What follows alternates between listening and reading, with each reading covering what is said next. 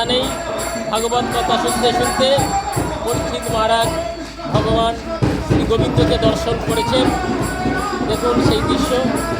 যাই হোক, এই ভাগবত কথা ব্যাস, পরাশর, নারদ সমস্ত ঋষিরা 60,000 ঋষিরা তারা এই ভাগবত কথা শ্রবণ করেছিলেন। অর্থাৎ ভাগবত কথা শ্রবণের মাধ্যমেই আমরা মুক্তি পাব, ভগবানেরকে লাভ করতে পারব।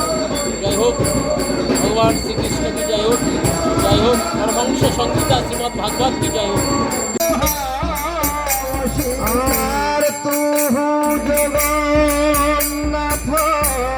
জগতে জগন্নাথ জগতে জগবহি